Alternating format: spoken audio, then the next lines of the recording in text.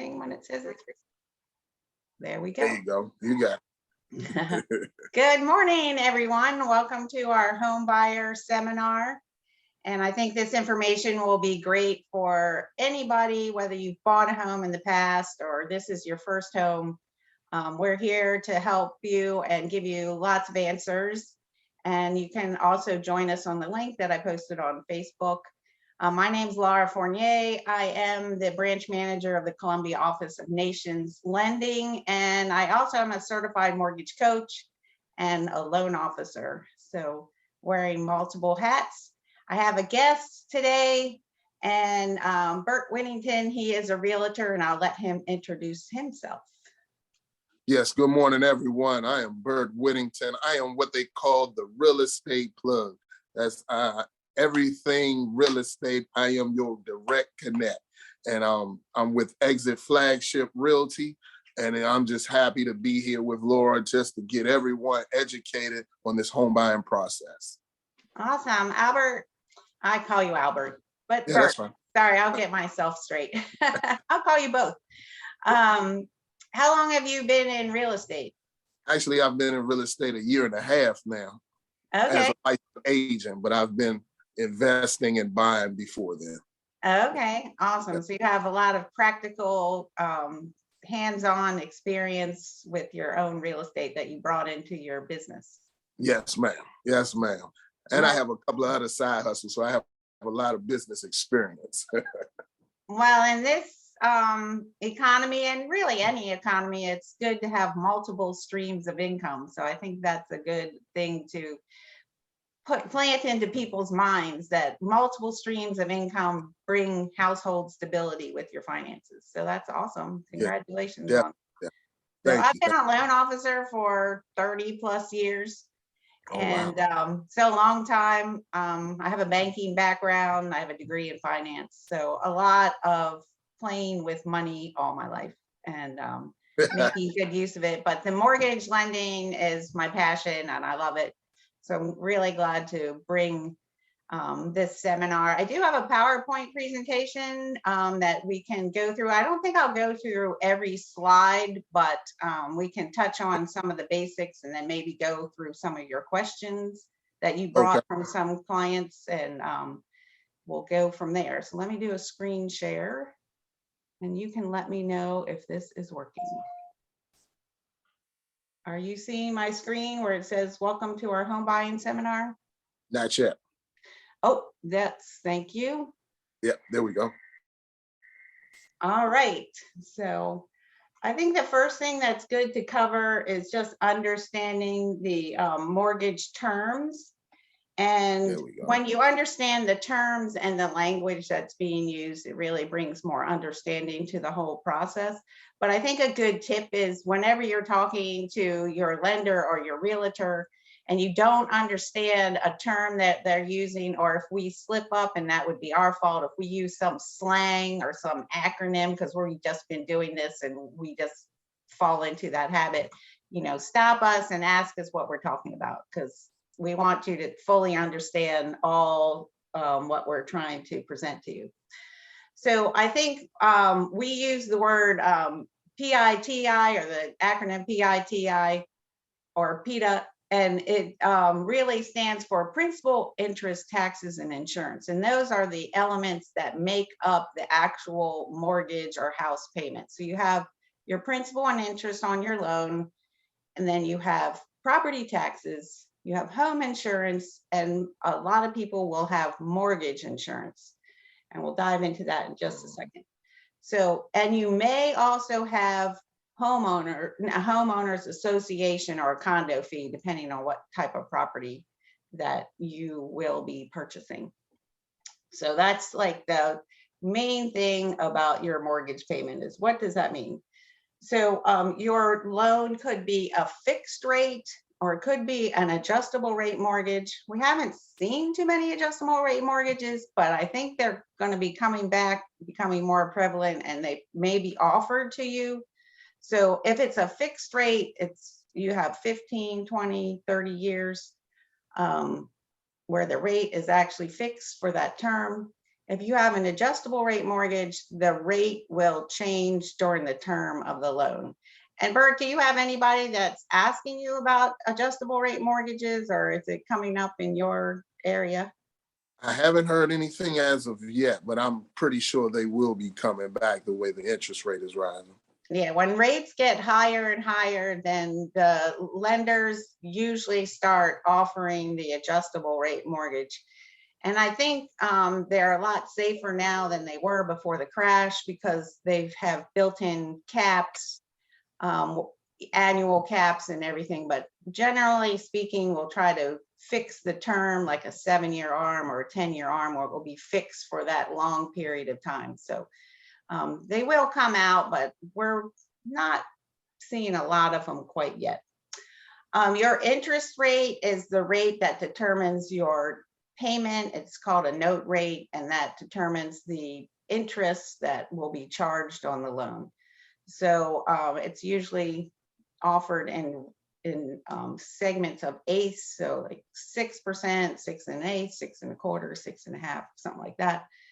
And you can buy down your interest rate by paying more points at settlement to get a lower interest rate fixed in for the term of your loan. And the interest rates are set by the market. So whatever's going on in the economy, in the world, is going to influence where interest rates are at any particular time. And we all know that with inflation, interest rates have doubled since the beginning of the year. So has that caused a lot of pain points for you with some of your buyers that you've been working with?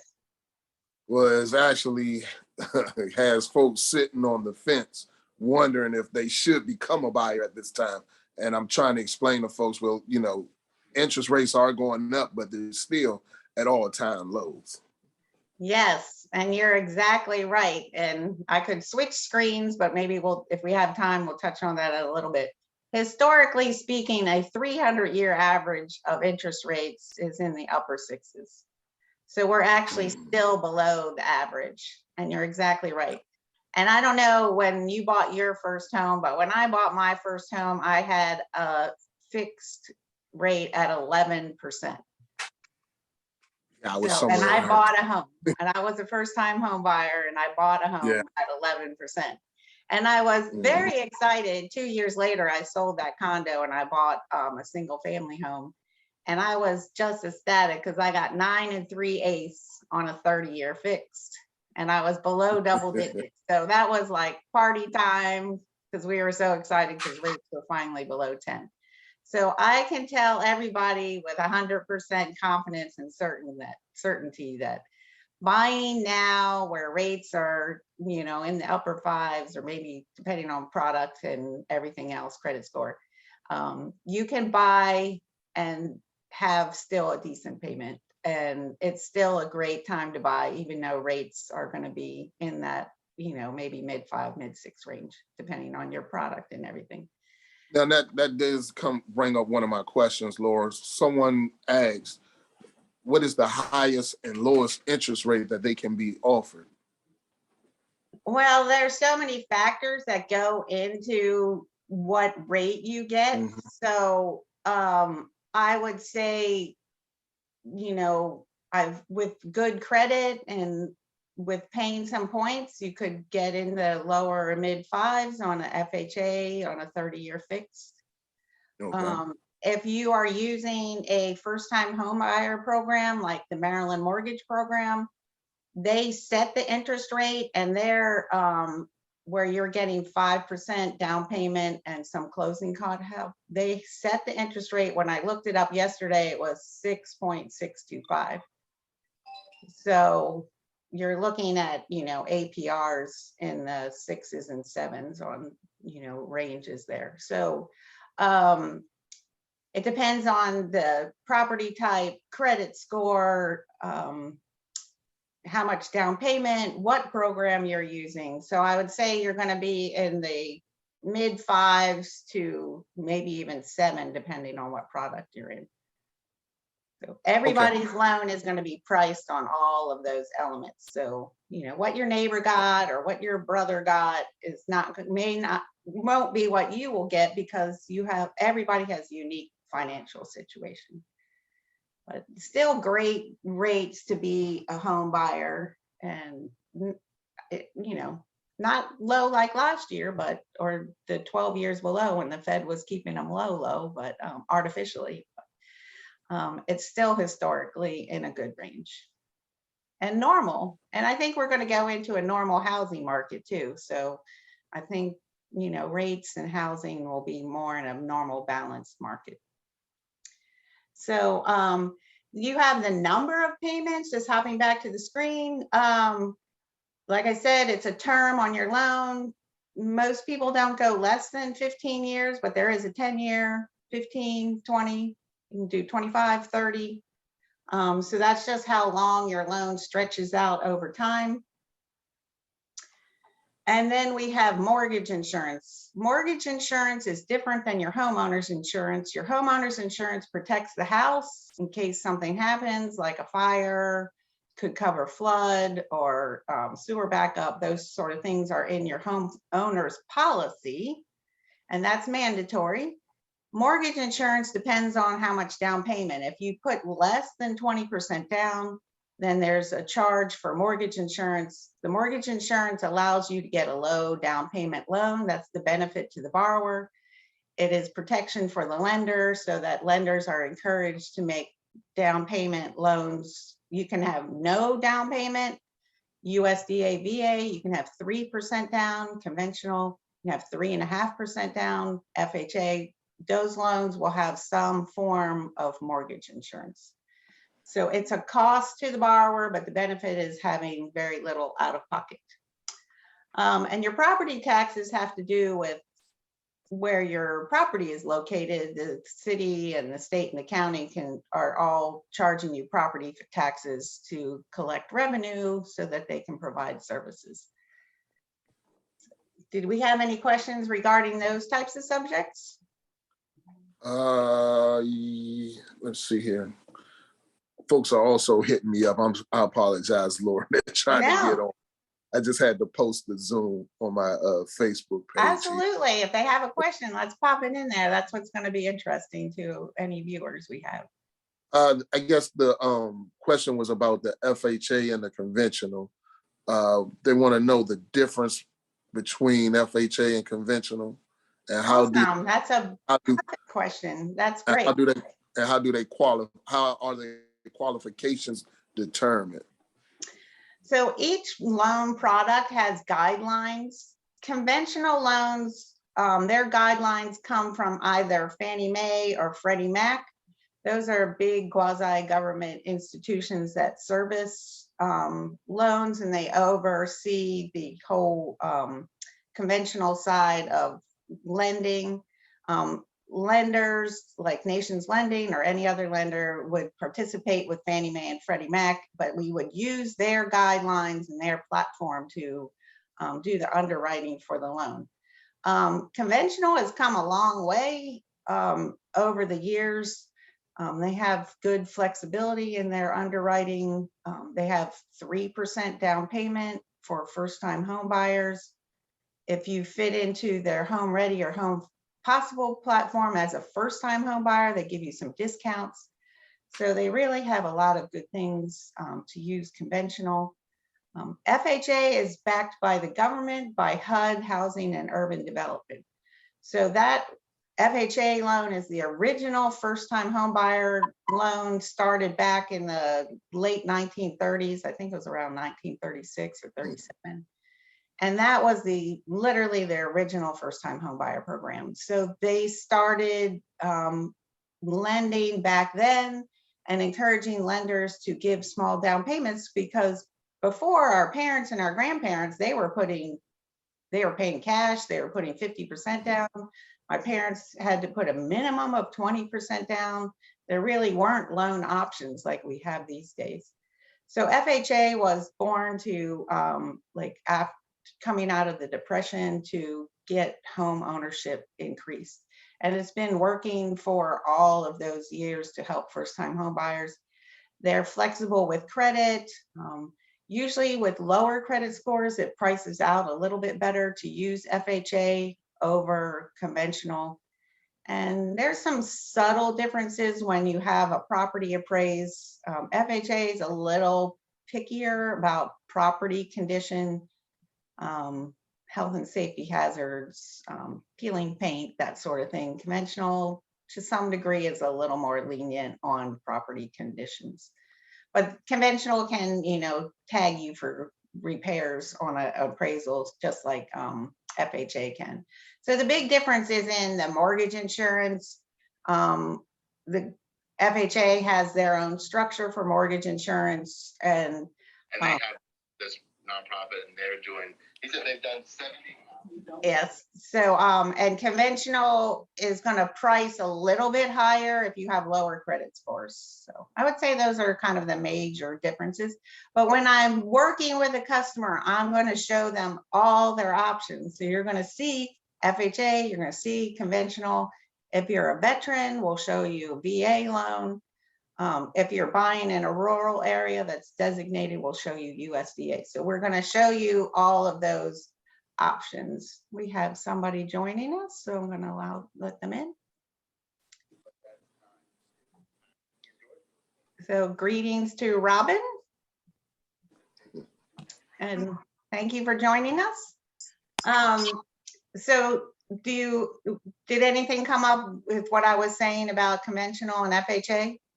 You just answered my question. Yeah, she just answered. You just answered that question. Okay, awesome. Just to dive in this a little bit, because this might answer some people's questions. When you are getting ready to buy a house, you want to make sure you have paperwork, because we are going to ask you for a lot of paperwork to get your loan. So we're going to want to see W-2s for the last 2 years. So that would be 2020, 2021. Your 30 days of most recent paycheck stubs. So if you get paid weekly, we need 4. If you get paid every other week, we need 2. If you're self-employed, we need your tax returns, 1099s. If it's a corporation, we need your corporate and personal. So lots of paperwork. We'll probably need your driver's ID and then your bank statements to show where the money is coming from. Now, when we get these standard documents, we're going to need other things when we see other things going on. For instance, if you've had a divorce, we need divorce papers and child support. Depending on what is on your bank statements, we could ask you for other bank statements if you have transfers and things like that. So when you give us the initial set of paperwork, you are not done, and never think that you're done in the mortgage process until after you've signed at settlement and the keys are coming over to you. And even then, we can ask you for something if we get audited and the auditor wants to see something, but that doesn't happen very often. But keep your paperwork, don't pack up your paperwork, keep it in a box that's handy throughout the whole process, because it's a lot of paperwork, and that does get frustrating for people, especially nowadays, because people don't tend to get their paperwork sent to them anymore. So it's online and they have to download and all those good things. So this is very important, the distinction between pre-qualification and getting a loan approval. Some lenders will just take your information and they'll send you out a letter that's very ambiguous. And I'm sure Bert can talk to this too. He gets all sorts of lenders and that he works with, and so he sees different lender letters. So if you have a pre-qualification, basically the lender has taken some basic information and then they just give you a letter that says you qualify for this range, or they think you qualify for this range based on what you've told them. But there's probably no verifications that have taken place. So this is kind of a very weak letter to go put with your offer that Bert would be writing up for you. So it wouldn't give the seller a lot of confidence that your loan is really ready to go. So what our team does is we actually will get your information on through the web application, or I can take it and put it in myself. And we will gather your documentation, pull your full credit report, and run your loan through automated underwriting, and we can give you a loan approval letter. Mhm. And that is much, much stronger. So you really want a loan approval letter to go out house shopping. Because then when Bert takes you out house shopping and you find that house that you love and he works with you and the seller to get you under contract, it's going to give the seller that confidence that your loan is going to go through. And we'll also take it one step further, because we can not only run it through automated underwriting, which is the computer, and that's always our first step, but we can send it to our live underwriter, and that's the person that actually signs off and approves your loan. And we can get a loan approval and send you out shopping with a commitment letter. And that's not quite, but almost like shopping with cash and the best way to go. Not many lenders will do that because they don't want to take up the time, because they don't know when you're going to find the house, but we will do that. And I think it's super important in this market. Yeah. Yeah, You want to definitely. speak to that a little bit, Bert?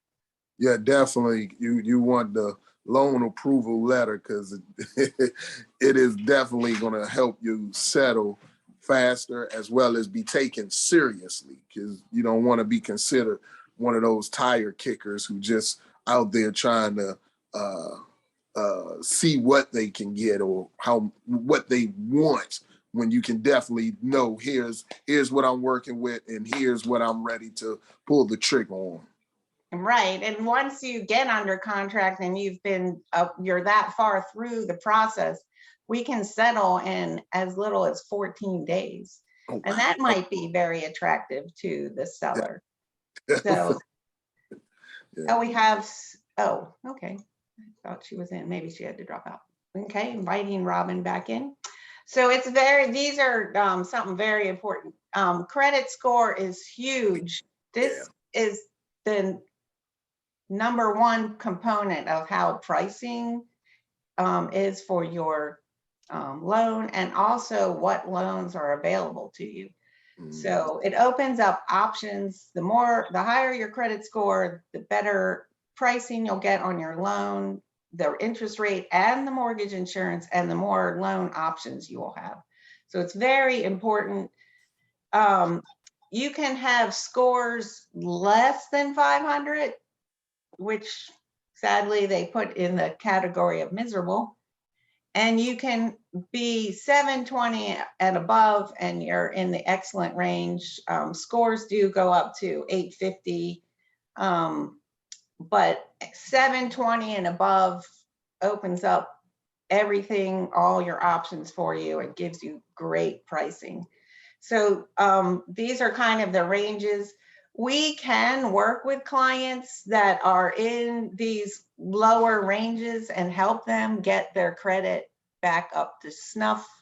It takes time and it takes effort and commitment to your goal of buying a house, but we can work with everybody. I never want to discourage anybody from talking about mortgage, buying a house, and getting ready.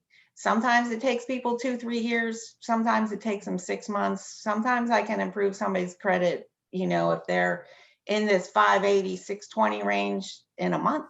So, but we want to talk and work with everybody and give everybody hope that, they can reach their goals, because you can reach your goals no matter where you're starting.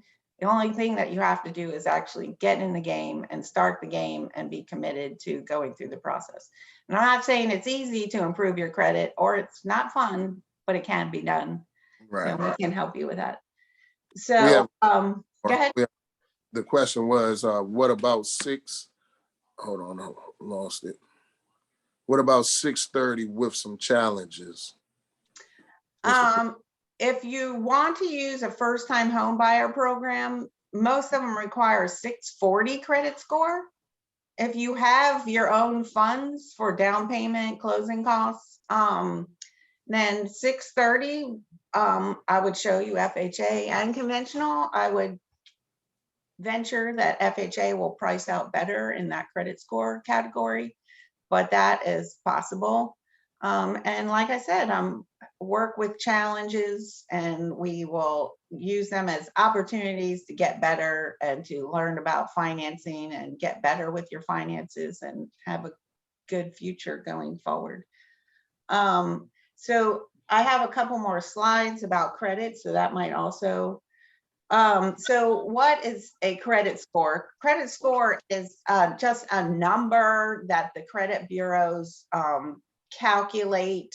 They use these mathematical algorithms to develop these scores, and it's based on all sorts of factors that are in your credit report.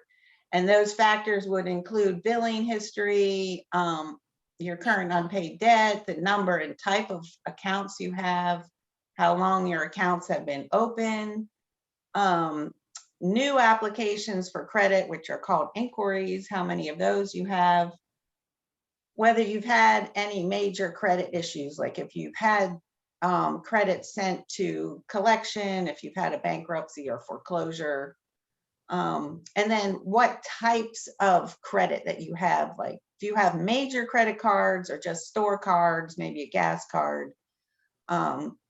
Credit finance companies tend to be like lower on the scale.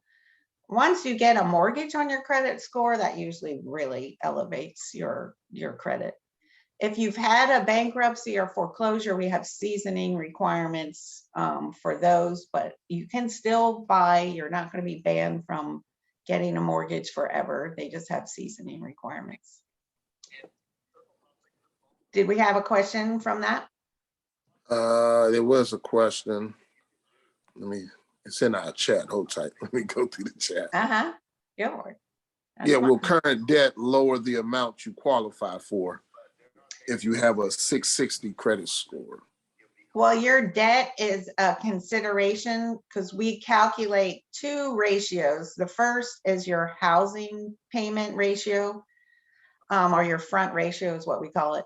And that is the total mortgage payment. Remember, principal and interest, taxes and insurance, and any home association fees divided by your gross monthly income is your housing ratio.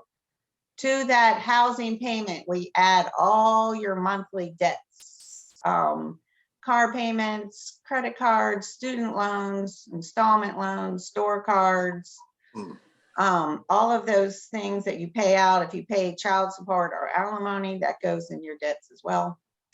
And we divide that by your gross monthly income, and that is your debt to income ratio. So debt to income ratio will max out. Like on a conventional loan, we cannot go above 50%. They will not take a 50.001. So 50% or below is the max cap on a conventional. FHA tends to be a little more flexible, especially if you had a 660 credit score, they would probably push a little bit above 50. So that's sometimes why we use FHA, because it gives us a little more flexibility on that to income ratio. Same with VA loans, they're a little more flexible on that debt to income ratio. They like to see the housing ratio in the 30s. Sometimes if you don't have a lot of debt, we can go into the 40% for the housing ratio. So yes, debts actually do matter. How much debt you carry determines how much house you can buy, because the more debt you carry, the smaller your house loan has to be to keep that debt to income ratio down. But if you don't carry a lot of debt, you can push higher into buying more house. And I always talk to people about what you qualify for and what is good for your own spending habits are two different numbers, because how people spend their money is completely individual. So it's unique to that person. Some people like to have a lot of money to go out to dinner, vacation, fancy car. Those are their things. Other people, they like to have more money in their house because they like to entertain at home or be at home with their family and create those memories. So it just really depends on how you spend your money. So does that answer that question?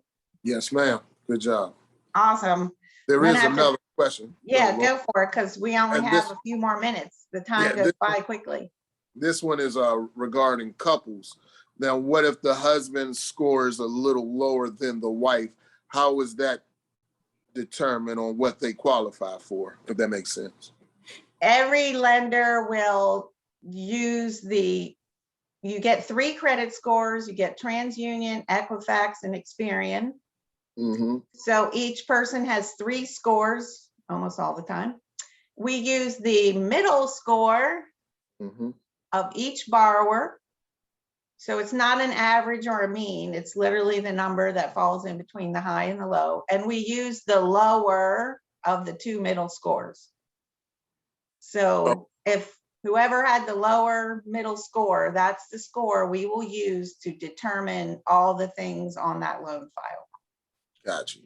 So if I'm looking at it and I see that we can tweak it and we can make a couple changes, depending, maybe we need to pay down some credit cards, we will do a rescore and rescore that credit to bring that credit up. Because every 20 points can make a difference in your pricing for your interest rate and your mortgage insurance. Good, good. Great question. Thank you for asking that. That's awesome. So we don't have a whole lot more time, but I know credit is a big issue with people. And I just wanted to tell them the components of your credit score. 35% of your credit score is your payment history. So number one thing you can do is pay on time. And not only pay on time, but it's really helpful to your credit score to pay more than the minimum, because they will start seeing that history and recording that you pay more than the minimum. So if the minimum payment's 50, try to pay 100. And we can talk more about credit. We can actually have a credit seminar. So 35% is your credit history. 30% is the amounts that you owe. So if you have a credit card with $1,000 limit, then you want to keep your balance to optimize your credit score at 30% of your limit. So that would mean you shouldn't charge above $300 on that $1,000 credit card. If you go to 50%, you're still going to help your credit, but it's not quite as good as a 30%. The further up your balance goes to where your limit is, when they start getting close to each other, that's when your credit score gets pushed down. So they look at how much limit you have, how much balance you have, and the closer they are to each other, the worse your credit score goes down. 10% is those new credits and new inquiries. How many of those? 15% is your history, how long you've had credit. So obviously, the younger you are, the shorter time you've had credit. But I've seen young people in their early 20s with great credit scores, so don't let that worry you. And 10% is the credit mix, like I was telling you, like, where do you have your credit? It's better to have a couple, like a Visa and a MasterCard. If you have a car loan, you really don't want more than 3-4 credit cards. Don't get all those store cards. You're not saving money. They're like, oh, you get 20% off. That 20% is evaporated as soon as you don't pay that bill off. So optimum thing to do is to run your credit cards as 30-day accounts and don't charge more than you can afford to pay when the bill comes in. So, and the other thing I used to do was, if I did have a balance, I didn't charge on that card till I paid it off. So I just really learned to discipline myself with using credit and not having too much. But if you limit yourself to 3, maybe 4 cards max, you really shouldn't get into too much trouble. And as you've had a card for a year or something, ask them to raise your limit so you can get those limits up and you keep your balances low, and your credit score is really going to come up. So we only have a couple more minutes. So do we have any questions that I can answer? Because I don't think we're going to get too much further in the presentation. Oh, ma'am, not at this time. I think what we're going to have to do, we're definitely going to have another one of these, Laura, because you're definitely a guru on everything credit. I love to have that credit conversation with you so we can get some folks. Yeah, we'll just schedule it and host it, because I think that's, I love talking about finances and budgeting and how to just really improve how you're thinking about money and how you're using your money, and improving your credit. These are really great things, not only just for buying a house, but for Like, just reducing your stress in your household is, Definitely, so definitely. there's all sorts of benefits to really knowing a lot about credit and how to use it and how to be wise about it. So I know there's so much more to this conversation and buying a house and all the different factors of a mortgage, but I think we touched on some great things. And I know Zoom is going to cut us off. So what would you like to tell any buyers out there? We Well, have a couple minutes. I want to tell everyone out there that's thinking about buying, now is the best time. Take advantage now. Don't wait. If you just move on it. Whatever, if you move towards your goal becomes closer. That is right. And it is a good time to buy.